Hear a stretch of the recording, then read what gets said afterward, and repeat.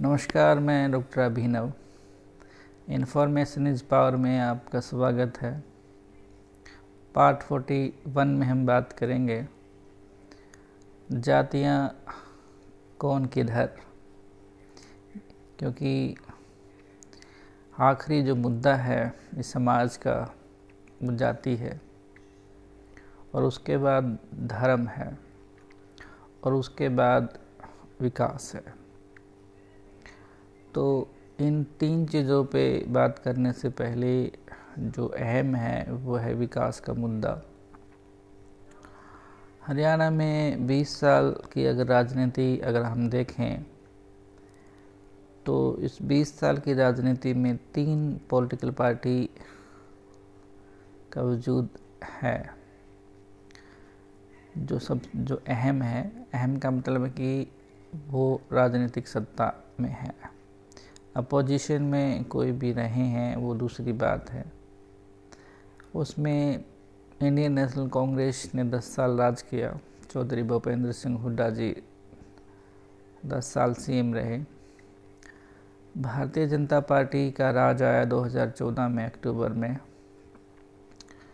9.5 साल से अधिक समय मनोहर लाल खट्टर साहब रहे, और इस बीच जो गठबंधन रहा 4 साल से अधिक, जजपा इंडियन नेशनल लोकदल से अलग होकर जननायक जनता पार्टी बनी, और उसके बाद गठबंधन टूटा मार्च में, और भारतीय जनता पार्टी फिर एक सेपरेट सत्ता के साथ चुनाव मैदान में है, जिसका नेतृत्व नायब सिंह सैनी साहब कर रहे हैं। 3 बातें अहम हैं उसमें, ये कि जो जाति है वो सुप्रीम है, ये हमें मान के चलना होगा। प्रोफेसर सुभाष ने बुक लिखी है जाति की जाति नहीं है। मैं ये कहता हूँ कि जिनकी जो जातियाँ हैं वो भी जाति मानता है, और उसी हिसाब से वो आगे बढ़ता है। जातियां हैं तो शोषण ज़्यादा है। तो इन 10 सालों में सबसे ज़्यादा जो शोषण हुआ है वो अनुसूचित जाति पे हुआ है। 2 दिन का अखबार अगर हम देखें तो उसमें पोस्टरवार जो चल रहा है मुख्य पार्टियों का कि दलित हरियाणा में जो 22% है उस पे कितना अत्याचार हुआ है हुड्डा गवर्नमेंट के समय में। और अभी जो समय है उसमें भी आप इनकार नहीं कर सकते कि दलितों पे कितना अत्याचार सामाजिक रूप से तो है ही है। वो आपका सरकारी नौकरियों में भी अत्याचार है, बैकलॉग पूरा ना करने का भी अत्याचार है। वाइस चांसलर की जो लिस्ट है हरियाणा में, जो 18+ कैंपस हैं उनकी लिस्ट है, उसमें भी अत्याचार है, प्रतिनिधित्व नहीं देने का। रजिस्ट्रार की लिस्ट है, उसमें भी है। मुख्यमंत्री बनाने का तो सवाल ही पैदा नहीं होता है, और दूसरा वित्त मंत्री बनाने का तो सवाल ही पैदा नहीं होता है।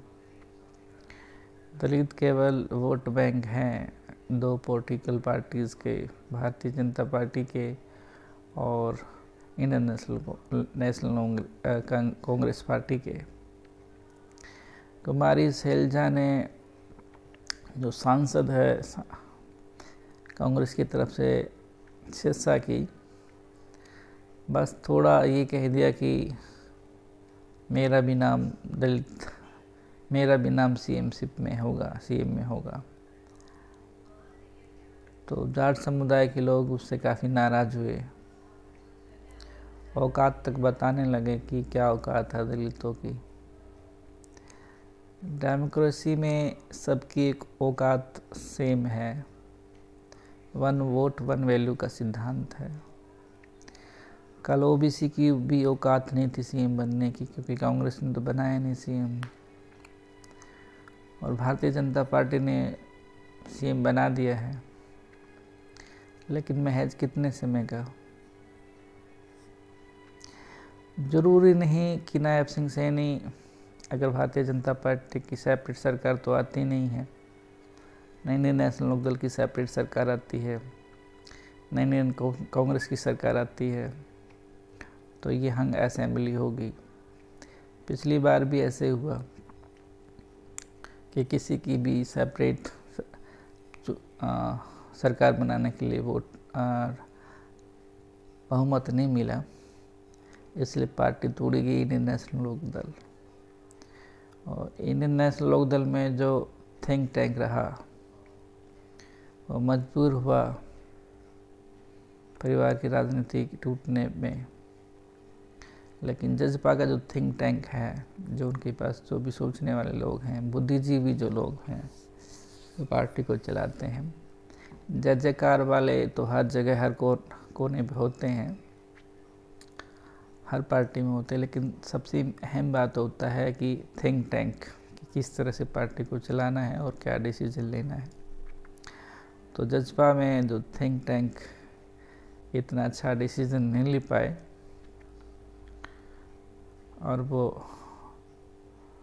सेपरेट पार्टी तो बना गए, लेकिन सरकार में भी आ गए, लेकिन अब सरकार में नहीं है, लेकिन हर जगह विरोध है, और विरोध का जो खामियाजा है उनको बहुत ज़्यादा ज़बरदस्त भुगतना पड़ेगा। तो नायब सिंह सैनी साहब की बात हो रही थी। नायब सिंह सैनी साहब ने एक वीडियो मैंने डाली फेसबुक पे, परिवारजन की सहमति पे। मेरी वीडियो उन्होंने डिलीट करवा दी। मैंने आज उनको कल रात को एक्स पे भी लिखा, फिर फेसबुक पे भी लिखा कि विचारों की अगर अभिव्यक्ति नहीं होगी तो दूसरे राज करने की अभिव्यक्ति कितनी होगी, आपको राज मिले या ना मिले। आपने मध्य प्रदेश में तो देखा ही होगा कि सीएम चुनाव लड़ा गया शिवराज सिंह के सानिध्य में, और मुख्यमंत्री बना कौन, ये सीएम साहब को समझनी होगी। और जो ओबीसी समाज उनकी तरफ देख रहा है, क्या पता ना भी बने, क्या पता ना भी बना जाए, कुछ भी हो सकता है, बने या ना भी बने, लेकिन संशय है, खड़ा हो सकता है, नो डाउट। वहीं जो कांग्रेस पार्टी है, कांग्रेस पार्टी में चौधरी भूपेंद्र सिंह हुड्डा और दीपेंद्र हुड्डा आश्वस्त हैं कि सरकार हमारी गठबंधन की अगर सिंगल मेजॉरिटी की सीटें नहीं आती है तो गठबंधन हम बना लेंगे, लेकिन सीएम हम रहेंगे। लेकिन क्या पता कुमारी शैलजा को सीएम बना दें, ये भी हो सकता है। और ये भी नहीं हो सकता है कि ना भी बने तो दलितों का जो वोट बैंक जा रहा है कांग्रेस में, तो भूल जाएं। तीसरा, दो जाटों का जो vote bank Bharatiya Janata party में जो जा रहा है, तो सीएमशिप तो भूल ही जाएं, पहले से डिनाए हैं। तो जाट समाज भारतीय जनता पार्टी में एक लंबे समय से सीएमशिप नहीं होगी, ये उसको समझना होगा। क्योंकि अगर आज ओबीसी समाज का मुख्यमंत्री बनाया है तो क्या पता ब्राह्मण समाज का मुख्यमंत्री बना दे, और जैसा अगर उनकी सरकार आती है, अगर जैसा नायब सिंह सैनी साहब को ओबीसी की तरफ से मुख्यमंत्री बनाया है कुछ महीनों का, अगले इलेक्शन तक कुछ समय के लिए दलितों का कोई मुख्यमंत्री बना दें, ये भी हो सकता है। तो चौथी बात ये है कि दलित किधर जाएंगे और क्यों जाएंगे, ये एक अहम सवाल हरियाणा की राजनीति में खड़ा हो गया है। सभी पार्टियां दलितों को लुभाने का काम कर रही हैं, लेकिन दलितों का जो प्रतिनिधित्व है नौकरियों में, उसको देने पे चुप हैं। कांग्रेस ने कितना दिया, दलितों का बैकलॉग ही पूरा नहीं किया। भारतीय जनता पार्टी ने कितना दिया, हमें सब मालूम है कि यहाँ पे तो सबसे ज़्यादा बेरोज़गारी है, तो दलितों को उनका बैकलॉग देना कहाँ उचित है। अब तो उसमें भी सुप्रीम कोर्ट का ऑर्डर आ गया है, एक बी के कंसेप्ट के आधार पे जो ए जात के भाई हैं वो भी ध्यान दें कि उनको कितना कुछ मिलने वाला है, क्योंकि सेपरेट में ही बैकलॉग पूरा नहीं हुआ तो ज्वाइंट में पूरा नहीं हुआ तो सेपरेट में क्या पूरा होगा, ये भी बड़ी बात है। जाटों की मुख्य पार्टी इंडियन नेशनल लोकदल है। सबसे बड़ा सवाल ये है कि सरवाइव हो जाएगी, लेकिन कितनी होगी, कितना वोट प्रतिशत आएगा, ये सबसे अहम है, क्योंकि जजपा का वोटर ट्रांसफ़र उसी को जाएगा अधिकतर, जहाँ तक मैं समझता हूँ। आप दूसरा समझ सकते हैं, क्योंकि जो जाट सोसाइटी है, समाज है, वो राज के साथ चले या ना चले, लेकिन अपने खुद की पार्टी को ख़त्म नहीं होने देगा। यह भी हमने 1 महीने में देखा है, उनकी रैलियों में की भीड़ को देखा है। ये जाटों को बात समझ में आ गई है। इससे अगला जो समुदाय है, पंजाबी जो समुदाय है, पंजाबी जो समुदाय है सेपरेट रहता है, जहाँ संभावना रहती सरकार बनने की उधर ही जाता है, इसलिए ज़्यादा उस पर भरोसा नहीं किया जा सकता कि किस पे ज़्यादा होगा। इसके अलावा सबसे बड़ा एक माइनॉरिटी है मुस्लिम समाज। मुस्लिम समाज केवल 2 ही पॉलिटिकल पार्टियों को वोट देगा, उसका 7% वोट बैंक है हरियाणा में। खासकर जो फरीदाबाद, मेवात, अहिरवाल की जो बेल्ट है उसमें ज़्यादा है, तो भारतीय जनता पार्टी को वो वोट नहीं देगा, क्योंकि नीति उनके खिलाफ है, कार्य उनके खिलाफ हैं, भाषणबाजी उनके खिलाफ हैं, सांप्रदायिकता उनके खिलाफ है, तो कोई भी पढ़ा लिखा आदमी उनके साथ नहीं जाना चाहेगा। अब इसमें एक दूसरा ये सवाल खड़ा होता है, तो किसके पास जाएगा, तो वो इंडियन नेशनल कांग्रेस में जा सकता है। और जो मेवात जो कैडर बनाया, मेवात को एक नया नाम दिया, बुसक क्षेत्र को, इंडियन नेशनल लोकदल के वो साथ जा सकता है।